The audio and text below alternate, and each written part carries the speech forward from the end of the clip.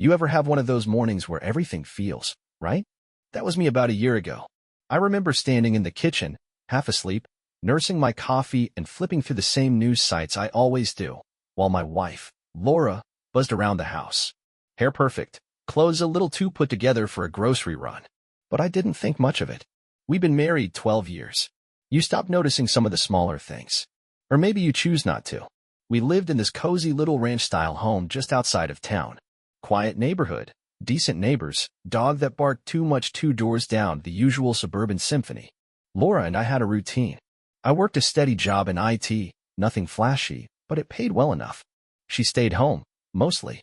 Said she liked the freedom. Picked up new hobbies every few months. Last I checked, she was into pottery and driving lessons.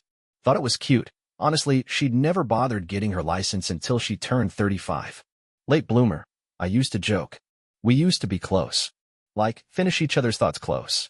Back when we first started dating, we had this spark, that electricity you get when you find someone who not only gets your weird humor but adds to it. I thought we had that kind of bond. You know, the real kind. Not fireworks and drama, but quiet, everyday love. Grocery lists, shared Spotify playlists, lazy Sunday mornings under the covers. But looking back, I can't remember the last time she laughed at one of my jokes. It was subtle at first, the shift. She stopped sitting next to me on the couch. Her phone started living face down on the kitchen counter. She wore perfume to run errands.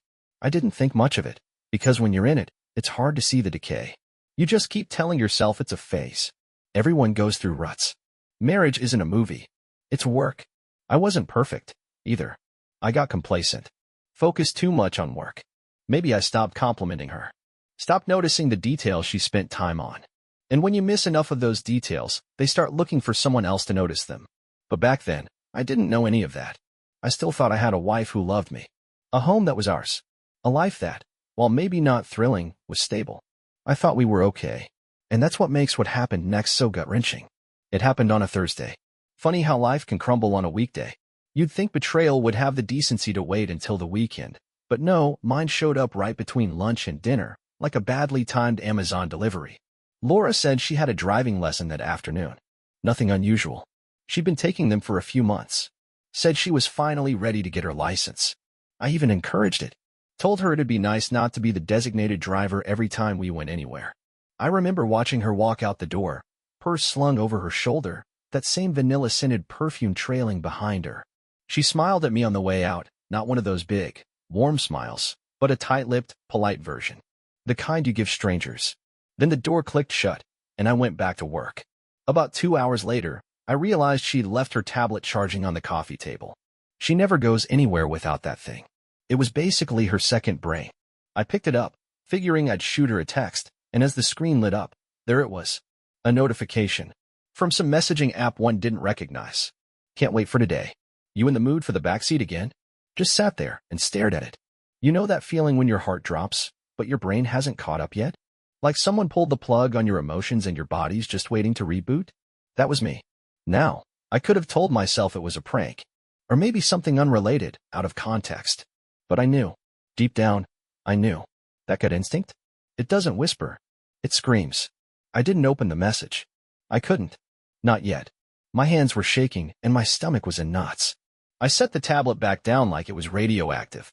And then I just sat there, in silence, listening to the ticking of the kitchen clock like it was mocking me. That was the moment. The exact second my world shifted. Not when I found out the full story. Not when I saw the evidence. No, it was that message, 8 lousy words, that split my life into a before and after. I wasn't angry. Not yet. I was confused. Hurt. Maybe still in denial. I wanted to be wrong. Desperately. But I wasn't. And the worst part? This wasn't just a betrayal. It was premeditated. Planned. She didn't slip up. She scheduled it. Next came the doubts. The questions. The obsessive need to know everything. But part of me didn't want to know it all. I wish I could say I stormed out of the house, demanded answers, flipped tables, but that's not me. I'm the kind of guy who needs to be sure. Who needs proof. Cold, hard facts. So, I made a decision. If she was lying, I'd catch her. And if she wasn't, well, then I guess I'd finally know just how replaceable I really was. So now I'm sitting there, on the couch, trying to pretend my entire world didn't just implode in the middle of a workday. My brain's running in loops, analyzing, second-guessing, rationalizing. I wanted to believe there was some explanation. Some innocent reason a man would be texting my wife about the back seat. But you don't joke about that stuff with a driving instructor. Not unless the only thing he's steering is your marriage off a cliff. I tried to act normal. She got home a couple hours later, cheeks flushed, hair a little messy. Said the lesson went great. Asked what we were doing for dinner. I nodded, smiled, said, whatever you feel like, and that was it. I played it cool. Ice cold, actually. Inside, though, I was watching her every move like I was trying to solve a crime scene. That night I laid awake, listening to her breathe beside me. And I hated that I still loved her. That even after the suspicion, the evidence, the gut punch of that text, I still wanted to be wrong. But here's the thing. Once you suspect someone, really suspect them, everything they do becomes suspicious. Every glance at their phone, every smirk when they get a message, every moment they leave the room to take a call. I started noticing things I'd brushed off before, like how she'd always come home from her lessons freshly showered, or how she suddenly stopped complaining about how stressful it was to learn to drive, like she wasn't actually learning anything, like that wasn't what she was there for. Then there was the driving instructor himself. Barry, mid-40s, greasy smile, bit of a gut, but walked around like he was God's gift to women. I'd met him once, briefly, when he dropped her off early.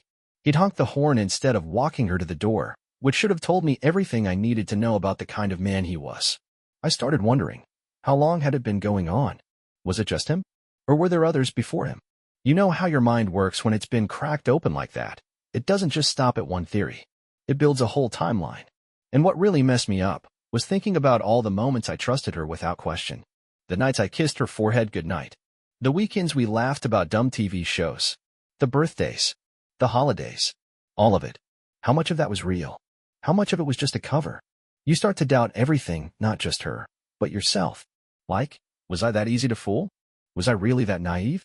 It felt like the foundation of my life had a crack in it, and now the whole house was groaning under the weight. But I needed more than suspicion. I needed confirmation. I needed to know. So I started watching. Quietly. Carefully. I didn't confront her. I didn't accuse. I just took notes, mentally, emotionally, and began laying the groundwork. Whatever this was, it wasn't going to stay in the shadows much longer. There's a strange calm that sets in once you cross the line from suspicion to strategy. You stop flailing around in your emotions and start plotting like it's chess. Cold. Focused. Quiet rage simmered down into calculation. First step? I needed to confirm what I already knew. Not guess, not assume, confirm. So I started simple. I checked our shared calendar. Laura had conveniently marked all her driving lessons. Barry, the instructor, was booked with her every Tuesday and Thursday afternoon for the past 2 months. Like clockwork. Except, according to her, she'd finished her lessons last week, yet she was still going. I checked her texts next, not on her phone, but on the cloud backup. She didn't know her iMessages were synced to the iPad we barely used. Turns out, people get real careless when they think they're being smart. And that's when the floodgates opened. No, I love yous. No romantic nonsense. This wasn't some emotional affair. It was worse. Cheap, raunchy, casual. Like she didn't even respect the guy enough to pretend it meant something. Like it was just a game. A release. Worse than that, she talked about me. About how I wouldn't know passion if it hit me in the face. How I was safe, predictable, and my personal favorite, housebroken. Like a dog. I screenshotted everything. Every message. Every photo. Every moment of them laughing at me behind my back. I saved it all. Organized it into folders on a hidden drive like I was building a case for trial. Which, in a way, I was. Next, I started tracking her. Not in a creepy, Hollywood spy way, just enough to confirm locations. She had location sharing enabled on her phone, and I'd never turned it off. I told myself it was for emergencies. Turns out, it came in handy. That Thursday? The lesson wasn't at the DMV or a local parking lot. It was at a motel off Route 9. Not even a nice one. We're talking hourly rates and stained carpets, the kind of place where the ice machine is probably older than your marriage. Classy. I stared at that little blinking dot on the map for 10 minutes. I wasn't shocked. Just hollow. Like someone vacuumed the air out of my chest. Still, I didn't confront her. I waited. I wanted the full picture. I wanted to be so sure that when I finally said something, there'd be no denying it. No crying. No fake apologies. Just the truth, dragged out into the light. So I kept going. I watched her leave every week like clockwork. I followed the pattern. I checked charges on our joint card. Motel snacks. Gas. One afternoon, she charged a bottle of wine and some snacks to the room. Like it was a weekend getaway, not a drive-and-dive session with some discount Casanova. It's funny. People say it's the cheating that hurts the most. But for me, it was the casualness of it. The fact that I had built my life around someone who could toss it all away for a few hours in the backseat of a Corolla and a vending machine wine bus. I was done wondering. It was time to bring the house down. It happened on a Tuesday. Same day, same routine. Laura said she had another refresher driving lesson, her word, not mine. Said she was nervous about the upcoming test. She even threw in a fake sigh for good measure. I nodded, told her good luck, and watched her walk out the door like she wasn't betraying the man who made her coffee every morning for 12 straight years. But this time, I didn't just watch her leave. I followed. I waited 10 minutes. Just enough time for her to think she was in the clear. Then I grabbed my keys, got in my car, and started trailing her at a safe distance. Felt like something out of a low-budget detective movie, except I wasn't getting paid, and the only reward was pain. She didn't go to the DMV. She didn't even pretend to loop by it. She drove straight to that same rundown motel off Route 9. Pulled into the back lot, real casual, like this wasn't her 5th or 6th visit. Parked beside a beat-up silver Honda with a stupid bumper sticker that said, "Ride or Die." I'm guessing that's Barry's idea of romance. I watched from a few cars away. The kind of watching where your heart's not beating right, where your fingers twitch but your face is stone. She got out, checked her hair in the side mirror, and strutted to the room like she owned the place. Like she wasn't walking out of one life and into another. She knocked once. The door opened. I caught a glimpse, Barry in a ratty white tank top, smiling like he just won the lottery. She kissed him before the door even closed. I didn't need to see more. I had all the evidence I could ever want, not just screenshots or messages, but reality. Cold, raw, soul-level truth. No denials. No doubts. I didn't knock. I didn't barge in. I drove home. And I packed. Not my bags, hers. I didn't yell. Didn't scream. I folded every one of her shirts with the kind of care I hadn't given our marriage in years. Put her stuff in 2 suitcases, zipped them tight, and placed them by the front door. Then I sat at the kitchen table and waited. When she came home, hair messy, cheeks flushed, she didn't even look surprised to see me. That's what really got me. She just stared at the suitcases and said nothing. I pointed to them. She blinked, tilted her head like a confused cat. Then finally, that fake innocence dropped, and the mask came off. That cold, smug smirk I hadn't seen since we started drifting apart. She knew I knew. And she didn't care. She tried to say something, probably an excuse, maybe a lie, but I cut her off. Just handed her the folder I'd printed. All the screenshots. All the timestamps. A photo of her walking into that room. She flipped through it. Didn't cry. Didn't deny. Instead, she laughed. Said something about me being thorough. Like I'd turned her infidelity into a group project. That was the moment I knew this wasn't a mistake. It wasn't a slip. It was a choice. Over and over again, she chose him. Over me. Over us. Over the years we built. And she wasn't even sorry. She took everything. Not just the stuff you can pack in a box, though. Trust me, she got plenty of that too. Furniture. Half the savings. The good cookware. Even the framed photo from our honeymoon that she once said was her favorite. Left the frame, took the picture. Like some poetic stab just to make a point. But that's not what stung. Not really. What she really took was the story I thought we were writing together. The version of my life where I was the good husband, the provider, the one who held it down while she figured herself out. I had this whole narrative, a little dull, sure, but dependable. Predictable in the comforting kind of way. Turns out, that's not what she wanted. She wanted chaos with a steering wheel. And in the end, she made me pay for it. Literally and emotionally. She filed for divorce 2 days after I handed her the evidence. Real fast, like it had already been in the works. I wouldn't be surprised if Barry had a lawyer on speed dial. I tried to fight it at first, but the more I dug into what it had cost, emotionally, financially, the more I realized I was just swinging at smoke. This is a no-fault state. Which basically means she could have set the house on fire and the judge still would have smiled and said, split everything down the middle. She knew that. She played the game better than I ever could. And man, did she play. She told the court she wanted to keep the house. Said she needed stability. I'm sure Barry agreed, especially once he found out there's a brand new mattress in the master bedroom. I walked out with my clothes, a couple tools, and a couch that squeaks when you breathe too hard. Ironic, considering how much silence I sit in now. And here's the part that really messes with me. I don't even know who I am anymore. I used to be her husband. That was a big part of my identity. The guy who mowed the lawn every Sunday, who carried groceries in one trip, who left the porch light on when she went out at night. Now I'm just a guy, alone in a one-bedroom apartment with thin walls and a fridge that hums too loud.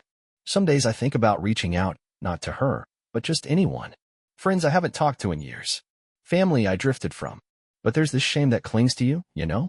Like you were the fool at the poker table who went all in on a bad hand. And here's the kicker, I still miss her. Not the version she is now. Not the cold, sarcastic woman who weaponized indifference and walked away like it was just a business decision. No, I miss before. The girl who fell asleep on my shoulder during road trips. The woman who used to send me dumb memes in the middle of the day because they reminded her of me. I don't know where she went. I don't know when she left. I just know one day, I woke up next to a stranger. Do I have hope? Maybe. Not for her. That ship sank and took the dock with it. But for something. A fresh start. Maybe. A quiet life without landmines. I don't know what comes next. But I know I won't let this define me forever. It's weird what your brain chooses to remember. Not the fights. Not the lies. Not the sinking feeling in your gut when you finally knew. No, what I think about most, what sneaks up on me when the apartment's too quiet and the coffee tastes a little too bitter, are the good days. The simple ones. Like Sunday mornings. She used to hum while making pancakes. Always slightly off-key, but I never told her. It was one of those domestic little things that made me feel like we were doing something right. Like we'd figured it out while everyone else was still fumbling through dating apps and failed brunches. Or that dumb inside joke about the neighbor's cat. Thing always sat on our porch like it owned the place. She called it Carl, even though its name was Lucy.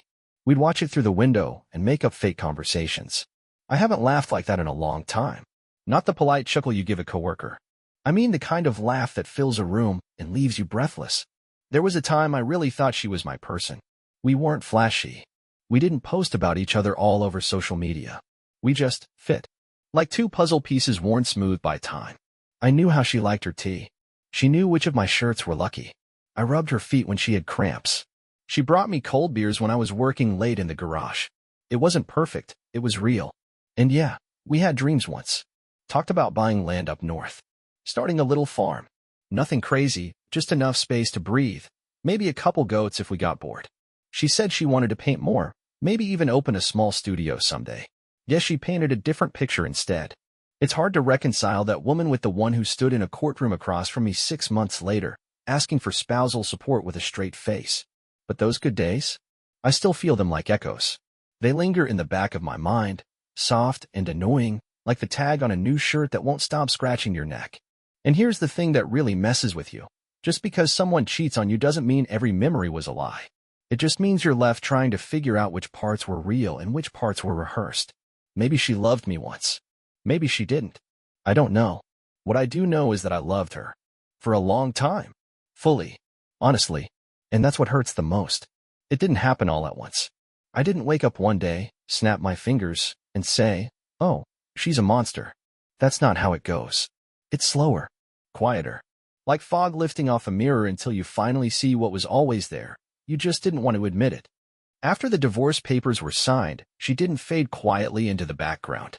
No, Laura had to win. Even after taking the house, most of the savings, and a good chunk of my peace, she wanted more. Control, maybe. Or just the satisfaction of twisting the knife. She'd send these casual texts. Nothing direct. Just little jabs wrapped in fake concern. Hope you're doing okay. Barry and I are thinking of adopting a rescue dog. I remember how much you love dogs. Or my personal favorite, ran into your sister at the grocery store. She said you seemed different. It was always like that. Innocent on the surface. Passive-aggressive landmines underneath. Like she was still playing some twisted version of House, except now I was cast as the bitter ex in a rom-com fantasy. But here's what finally made the mask slip. Really, truly slip. A buddy of mine works at the DMV. He mentioned, offhand, that Laura never even took the driving test. Never applied for a license. I just sat there, blinking, trying to connect the dots. All those lessons. All those afternoons she said she was practicing parallel parking. Turns out, she wasn't learning to drive. She was just perfecting her U-turn, away from me, toward Barry. And here's the cherry on top. Barry, the great lover, is married. Still, I didn't know at the time. She did. They were both cheating. She left a man who loved her for a guy who couldn't even leave his own wife. And even after I knew all of this, she still had the nerve to act like I was the reason the marriage fell apart. Told mutual friends I was emotionally distant, that I never made her feel special. As if she wasn't having front-seat romps at roadside motels while I was buying groceries and fixing the damn sink. You start seeing the signs after it's over. The lies that used to slide past you now feel like flashing red lights. She wasn't sweet, she was strategic. Her kindness always had conditions. Her affection came with strings. And the moment those strings stopped pulling her where she wanted to go, she found someone else to yank on. I don't think she ever loved me the way I loved her. I think she loved being loved. There's a difference. That's when the grief started to turn into clarity. Not closure, I'm not there yet. But clarity. She wasn't who I thought she was. And maybe I'm not who she thought I was either. After she left, after the house turned into an echo chamber and the silence stopped being peaceful, I started doing something I hadn't done in a long time. I looked in the mirror. Not the quick glance while brushing my teeth. Not the check your shirt on the way out kind of look. I mean, really looked. The kind where you stare until you start seeing things you don't want to see. I looked tired. Older than I remembered. Like the weight of 100 small disappointments had finally caught up with me. But more than that, I looked lost. You spend years being someone's husband, their provider, their partner, their backup plan. And when that's taken away, what's left? Who the hell was I without her? Turns out, I didn't really know. That's the thing about marriage, especially long ones. You compromise, you adjust, you become this blended version of yourself that fits into the shape of us. And when the us shatters, you're stuck with fragments. Some sharp, some meaningless, some that don't even look like you anymore. I realized I'd let a lot slide over the years. Stuff I should have stood up for. Boundaries I should have set. I thought being easygoing made me a good husband. Turns out, it just made me easier to walk over. I put her first in everything. Supported her when she didn't work. Defended her when people called her selfish. Took her side even when she was clearly in the wrong. I thought that was love. It wasn't. It was codependence wrapped in good intentions. And then there were the things I gave up for her. Friends I stopped seeing because she didn't like them. Trips I didn't take. Hobbies I abandoned. All little sacrifices that, on their own, didn't seem like much. But stacked together, they became this giant mountain of what could have been. And for what? A woman who couldn't even respect me enough to cheat in a way that required effort. That's when it hit me. I wasn't just mourning the loss of my wife. I was mourning the version of myself I had built around her. And that guy? He deserved better. So yeah, I started trying to rebuild. Piece by piece. Went to the gym again, not for revenge, but for me. Called up a friend I hadn't seen in 3 years. Told him the truth when he asked how I'd been. Started journaling. Started eating food that didn't come from a microwave. I even started reading again, not relationship books or therapy blogs. Just fiction. The stuff I used to enjoy before life got complicated. Looking in the mirror hurts. But you know what hurts more? Not recognizing the guy staring back at you. So that's where I'm at now. Not healed. Not whole. But slowly, painfully, becoming someone I might actually like again. If there's one thing I learned after getting cheated on and steamrolled in divorce court, it's this. Everyone has something to say about it. Friends, family, coworkers, people I barely knew. Suddenly, I was the star of a real-life soap opera, and everyone thought they had front-row seats. Some folks, the real ones, kept it simple. I'm here if you need anything. No judgment. No advice. Just solid, quiet support. That meant more than they probably realized. But others? Man, the floodgates opened. You should have seen it coming. Maybe if you'd been more attentive. Women don't cheat unless something's missing. That last one? A coworker said it to me at lunch. Unironically, I nearly choked on my sandwich. Then there were the sympathy hunters. You know the type. People who act like they're checking in on you, but really just want the tea. I heard it was the driving instructor. Is that true? You okay? All said with this look of pity, like I was some sad character in a drama they'd binge-watched in one weekend. Even mutual friends started picking sides. I'd get invited to a barbecue only to find out she and Barry had been there the night before. Like someone was trying to keep the guest list balanced. And let's not forget her social media. She turned the whole thing into some kind of empowerment journey. Posts about finding herself, choosing happiness, and learning to love without guilt.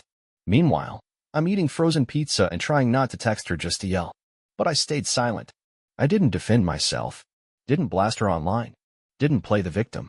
I took the hits, stayed classy, even when every fiber of me wanted to scream. You learn fast who your people are in times like this. A couple of my friends disappeared. I guess my heartbreak didn't fit into their weekend plans.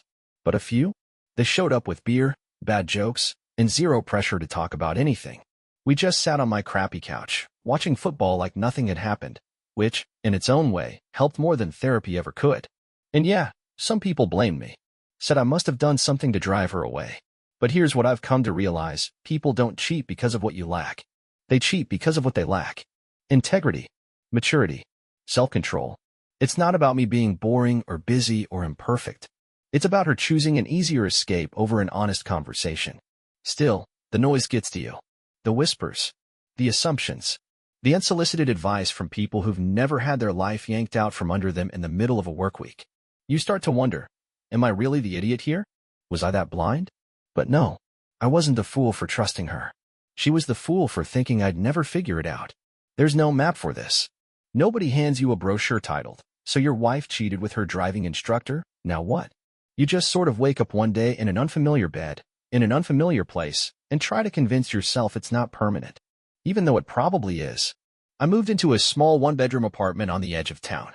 One of those buildings with peeling paint, a laundry room that eats socks, and neighbors who either want to be your best friend or avoid eye contact until the lease ends. I didn't care. It had 4 walls and a lock on the door. At that point, that was enough. The first few nights were brutal. Everything echoed. The silence. The creak of the floorboards. My own thoughts. I had no one to say goodnight to. No one to share my day with. I never realized how much noise she brought into my life, not in a bad way, just in that presence you get used to kind of way. Without it, the quiet became deafening. I set up my bed, no frame, just a mattress on the floor like some divorced college student, and hung exactly one picture, a photo of me hiking from 5 years ago. Before the stress. Before the lies. Before Barry and his Corolla ever entered the picture. I didn't feel like rebuilding my life. That sounds inspiring in books and podcasts, but in reality, it feels more like duct taping your soul back together with shaky hands and no manual. I tried dating apps. Big mistake. Nothing makes you feel less desirable than being ghosted by someone who lists sparkling water as a personality trait. I didn't even make it past 3 matches before I deleted the whole thing. I wasn't ready. Not even close. So I focused on small wins. Went back to the gym. Not out of revenge, just wanted to feel like my body belonged to me again. Started cooking meals that didn't involve a microwave or a plastic tray. Took long drives with no destination, just to feel like I had control over something. One night, I found myself at the lake. Same place Laura and I used to go early in our relationship, back when we couldn't afford restaurants and thought sitting on a dock with a bag of chips was a date night. I parked. Got out. Just sat there, watching the water. And for the first time in months, I felt something that wasn't bitterness. Not happiness. Not peace. Just presence. Like I was finally showing up in my own life again. It wasn't some magical moment. The sky didn't open. No profound thoughts. But I did feel the tiniest flicker of something I hadn't felt in a long time. Hope. The kind that doesn't shout. The kind that whispers. You're still here. You're still standing. And maybe, just maybe, you're not done yet. They don't tell you this part, the part after the chaos, the court dates, the moving boxes, the well-meaning advice and poorly timed, you'll find someone better speeches. When all of that fades, you're left with the silence. That's when the dust settles. And the weirdest thing? It's not as dramatic as I thought it'd be. I expected a breakdown. Some cinematic moment of closure. But it didn't come with a bang. It was more like a slow, quiet exhale. Like my body finally realized it didn't have to keep bracing for impact. I ran into her once. Grocery store. I was in the frozen foods aisle, deciding between pepperoni or Supreme, when I heard her laugh. Not the fake one she used when she was lying, the real one. Light, high-pitched, a little too loud. I knew it instantly. I turned and there she was. Laura. Standing by the produce with Barry. He had his arm around her waist like he was staking a claim. She was dressed nicer than usual. He looked about the same. Like he'd just crawled out of a discount cologne ad and lost a fight with a hairbrush. They didn't see me. I could have walked up, said something, anything, just to watch her squirm. But I didn't. I stood there behind the freezer door, pretending to read the label on a bag of peas, heart pounding like I was 17 and seeing an exit prom. And then I left. Not out of fear. Not out of pain. Just disinterest. It hit me halfway to the parking lot. I didn't care anymore. Not really. She didn't look like home. She didn't even look familiar. She was just a person I used to know. Now attached to a man who once taught her to make three-point turns and somehow convinced her he was worth blowing up a marriage for. Let them have each other. Let them live in that little world of late checkouts and shared lies. I've got better things to do than hold on to that weight. Later that night, I got a message from a friend who'd heard about the run-in. Apparently, Barry told people I was the bitter ex who couldn't let go. Said I was obsessed. Said I followed her to the store. I laughed. Not out of anger. Just disbelief. That guy, the one who wrecked my life from the passenger seat, still thought he mattered to me. That was the moment I realized I had one. Not in court. Not financially. But where it really counts. I had peace. No more lies. No more pretending. Just me, some cheap frozen pizza, and the knowledge that I survived something that could have broken me. Didn't. I've told this story like I'm standing on solid ground now, like I climbed out of the wreckage and dusted myself off, no looking back. But I'd be lying if I said there wasn't one thing that still haunts me. No, it's not losing the house. It's not seeing Barry's greasy hand on her hip at the grocery store. It's not even the loneliness. That's something I've learned to live with. It's this. I regret not saying more before it all fell apart. Not to her, she made her choices. She buried whatever version of us existed the second she climbed into his car. I'm talking about the version of me that let things slide. That mistook silence for strength. That thought, being a good husband, meant never rocking the boat, even when I was sinking. There were signs. Moments where I felt the distance growing, when her affection turned cold, when her smile started coming with an asterisk. I felt it. And instead of calling it out, I swallowed it. Told myself, she's stressed. She'll come back around. This is just a phase. I regret giving so much of myself to someone who, in hindsight, was already halfway out the door and never once asking for anything back. Not love. Not honesty. Not even respect. I regret not protecting myself sooner. There's also this moment I keep replaying in my head, just an ordinary night. We were sitting on the couch, some movie playing in the background, and she was scrolling through her phone like always. I remember looking over at her, wanting to say something, anything, just to break the silence. I thought about telling her I missed her, that I could feel her slipping away, and it scared me. But I didn't. I just sat there. She never looked up. I don't know if that moment would have changed anything. Probably not. But I still think about it. How one honest sentence might have cracked her armor. Or maybe just confirmed what I already suspected, that she was gone long before she left. I regret giving her so many chances. I regret letting love turn into obligation. And most of all, I regret losing myself in the process of trying to keep something alive that was already dead. But regret's a funny thing. It doesn't always drag you down. Sometimes it shines a light on the places you forgot to care for. And that's what I'm trying to do now. Take better care of me.